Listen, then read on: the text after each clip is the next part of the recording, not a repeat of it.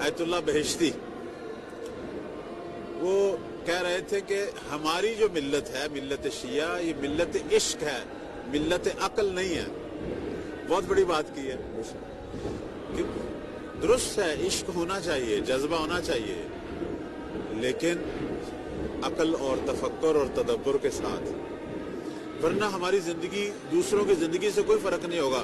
सिर्फ हमारे पास कुछ चीजें इजाफी हैं, मरासिम हैं, मजालिस हैं। अगर हम अपनी बाकी जिंदगी में उन जैसे हैं तो फिर शिमर और यजीद वाले ही काम कर रहे हैं अपने ऊपर, अपने इर्द गिर्द लोगों पर, तो क्या फर्क है हुसैनी बनने का। इमाम हसन मुश्तबा अलैहिस्सलाम की मजलूमियत दो बराबर है। आपने जिस तरह फरमाया, एक तो जिक्र बहुत कम होता है, चलो इमाम हुसैन अलैहिस्सलाम और इमाम अली अलैहिस्सलाम का जिक्र माशाअल्लाह फिर भी हो जाता है, लेकिन इमाम हसन मुश्तबा और इमाम हुसैन के बाद वाले आइमा तब महदी, ये बुनियादी तौर पर हमारी मजालस और महाफिल में खुद शियों के अंदर मजलूम वाक़े हुए हैं, इस एतबार से कि इनका जिक्र तर कर दिया गया है। सिर्फ जब शहादत के अयाम आते हैं, बस औक़ात तो हम देखते हैं कि हमारे बाज़ खतीब हज़रात शहादत भी इनकी नहीं पढ़ते, इनकी शहादत के दिन इमाम हुसैन की शहादत पढ़ के चले जाते हैं। शहादत के वाक़यात को भी खोल के बयान नहीं करते कि शहादत की वजह क्या थी, किस तरह शहादत वाक़ हुई, और हर इमाम की उम्र के जो आखिरी अयाम होते हैं वो बड़े अहम होते हैं।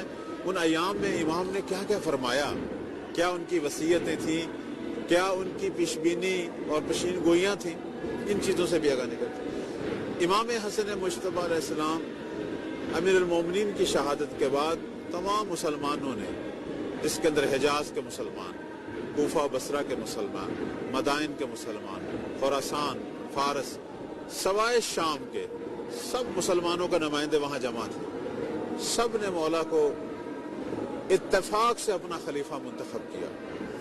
इसलिए हमारे जो भाई अहले सुन्नत हैं, जो मुनसिफ मजाज हैं, वो असल में कहते हैं कि खुलफाए राशिदीन 4 नहीं है 5 हैं।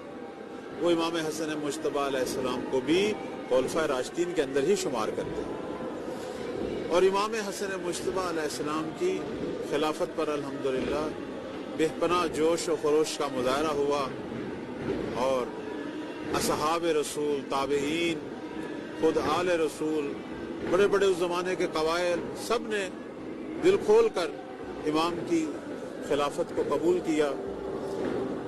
इमाम हसन मुश्तबा ने उसी सीरत को अपनाया जो सीरत अमीर अल-मोमिनीन ने अपनाई। अब ये खिलाफत 4 महीने और कुछ दिन है, लेकिन सीरत वही है जो सीरत अलवी है, और मौला अली की सीरत भी वही थी जो सीरत मुहम्मदी थी।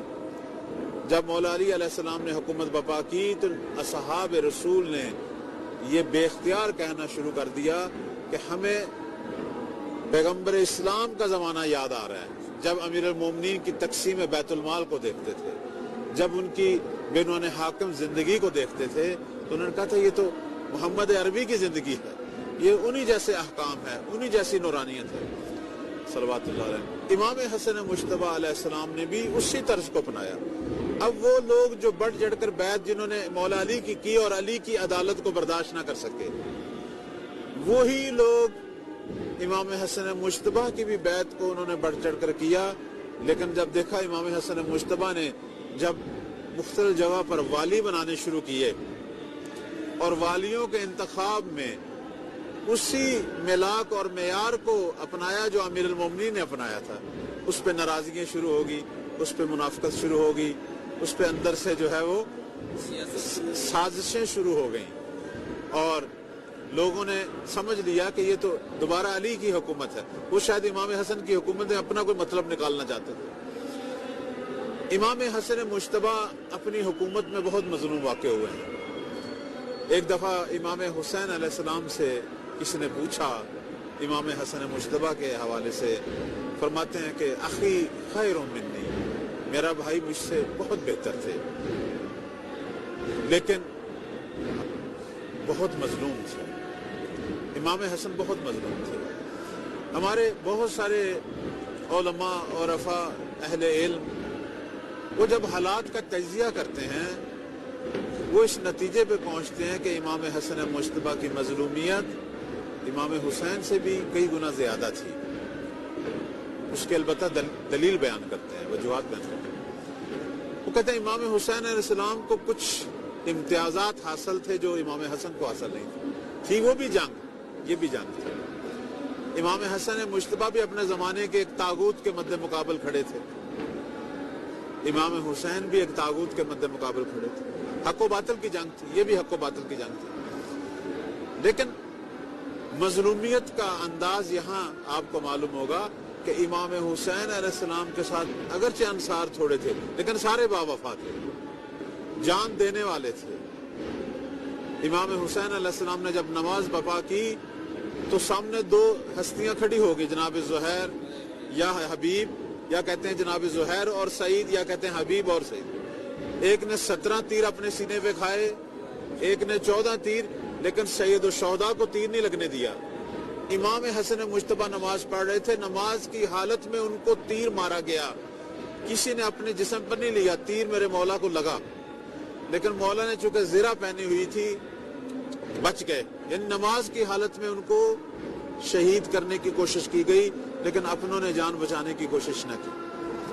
اور دوسرا حملہ مولا امام حسن مجتبیٰ پر جب مدائن کی طرف جا رہے تھے تو ایک شخص نے آپ کی ران پر مسموم خنجر جو ہے وہ اتار دیا اور اس کا بڑا اثر ہوا تھا۔ سارے لوگ وہ تھے نا جو امام حسن کے دور میں ان کے ساتھ اصل میں اعلان کیا تھا امیر شام نے، ایک اعلان کیا تھا کہ جو شخص، چونکہ امیر شام جو ہے وہ امام حسن کے ساتھ دو بدو جنگ سے گھبراتا تھا، چونکہ وہ دیکھ چکا تھا امیر المومنین کے زمانے میں کہ ان ہستیوں کے ساتھ جنگ دو بدو کامیاب نہیں ہوں گے۔ دو بدو جنگ سے گھبراتا ہوا اس نے امام حسن مجتبیٰ کو ایک خیانت امیز انداز سے قتل کرنے کے لیے، چھپ کر حملہ کرنے کے لیے، کرنے کے عنوان سے، یا جسے ہم کہیں دہشت گردانہ جو کاروائی ہوتی ہے، چھپ کر حملہ، وہ چاہتا تھا کس طریقے سے امام حسن مجتبیٰ کو مار دیا جائے تاکہ میرے مد مقابل کو رقیب باقی نہ رہے۔ اب اس نے ایک اعلان کیا تھا، اعلان یہ کیا تھا کہ جو شخص حسن ابن علی کو قتل کرے گا میں 2 لاکھ دینار بھی اسے دوں گا اور اپنی کچھ سپاہ کا امیر بھی اسے بناؤں گا۔ اب یہ اس زمانے کے اندر ایک بہت بڑا پیکج تھا ان لوگوں کے لیے جو نفس پرست تھے، شہوت پرست تھے، جو دنیا کے پیچھے تھے، جو مالی طور پر فقر کا شکار تھے لیکن دین کو بیچنے کے لیے تیار تھے۔ نتیجتاً کتنے ہی قاتل مولا کو مارنے کے لیے چل پڑے اپنوں کے اندر ہی، اور باہر سے بھی کئی جاسوس آئے ہوئے تھے۔ امام حسن مجتبیٰ کو 2 دفعہ جنگ کے دوران قتل کرنے کی کوشش کی گئی۔ یہ زہر دیا گیا، زہر تو بعد میں ملا، یہ جو خنجر لگا زہر الوداع مولا کی ران میں، اور اس سے مولا کافی عرصہ بیمار رہے، بستر پر رہے، مرگ تک پہنچے تھے، مدائن میں کافی عرصہ زیر علاج رہے۔ بڑی مشکل اس حملے سے جو ہے مولا جو ہے وہ ان کی جان بچی، لیکن جو خوراک میں زہر ملا ہے وہ تو امام کو کئی بار ملا ہے۔ وہ جو ان کی وہ نانجیب زہر جو ہے وہ جودہ کے زہر، جودہ جو اس سے پہلے 2-3 بار مل چکا ہے، وہ جو نانجیب جودہ ہے، خدا ایسی خواتین کو جہنم کی خوراک بنائے کہ جنہوں نے اتنی عظیم ہستیوں کی ہمسری کو چھوڑ کر دشمنان خدا کے تھوڑے سے پیسوں اور کو انتخاب کر لیا اور اپنا دین دنیا آخر سب بیچ دی۔